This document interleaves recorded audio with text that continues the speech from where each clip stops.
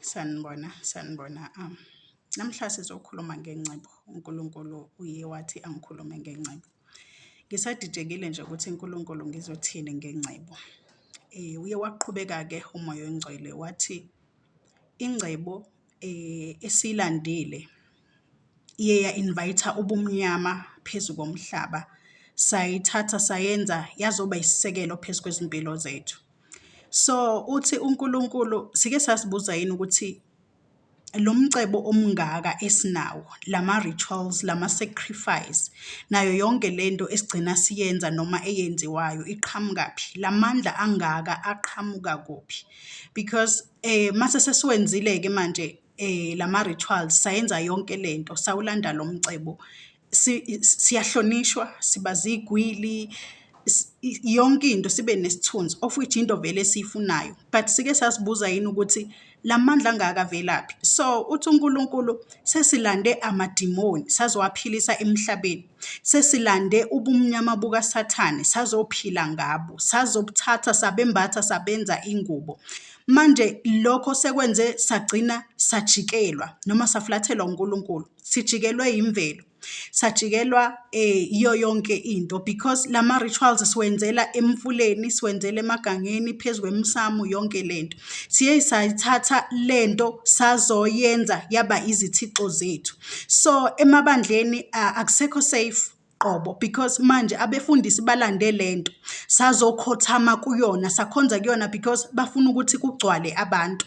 Because manje emabandleni 20% of the time kukhulunywa ngevesi, but 70% sikhuluma ngemali, ngoba manje sesithathe senza lo mcebo noma le ngcebo yaba uthixo wethu. So uthi kuNkulunkulu manje lento esiyenzile isiyenze ukuthi sagcina sangabi nawo amandla okubusa lo mhlaba, because uNkulunkulu bebekile izingelosi ezine ukuthi zizoyibamba imvelo, ukuthi zizolibamba ulwandle, makhona wonke, ukuthi li-controleke. But manje alisakwazi ukucontroleka, but manje akusakwazi ukuthi sibuse phezu komhlaba, asisakwazi ukuthi siyikhulumise ingcebo like umhlaba njengasekuqaleni, imvelo njengasekuqaleni.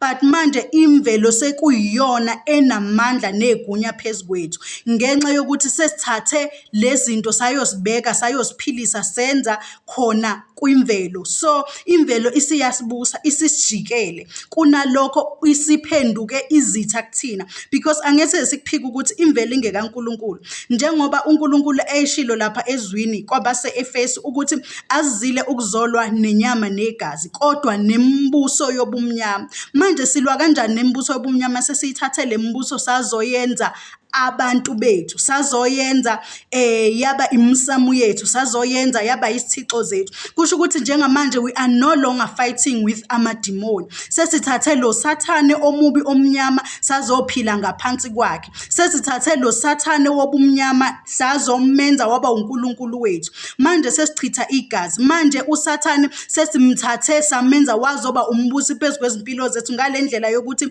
asisambuzi lutho, asisaquestion lutho, singenza noma ngayini athi asiyenze as long as sizothola ingcebo. Imsamu yethu manje ayisekho, amadlozi ajikile, athathwa athwala ngawo, ngenxa yokuthi nomunye ufuna ukuceba. Umsamo ekufanele ubheke wonke umuntu ekhaya, usubheke umuntu oyedwa. USathane ungenza noma ngayini for yena, mangabe ethi bulala umuntu, bulala umama wakho, bulala umakhelwane wakho, akusena ndaba, unembeza awusekho, because sesithathe lento yaNkulunkulu okuyinhliziyo yethu, okumzimba wethu, okumphefumulo wethu, sawenza waba okaSathane. Sathi manje uSathane akabuse phezu kwethu, samnika amandla. Manje ulwandle luyakapaka, luyaphumela ngaphandle, imvelo isijikelile, sesinemoya emikhulu, sesinemvula ezingacontroleki, sinama-natural disasters esingakaze sizibuza ukuthi aqhamukaphi lama-natural disasters kangaka, because ogogo besakhula besaphila nokhulu yayingekho yonke lento. Kodwa manje sesithathe le ngcebo kaSathane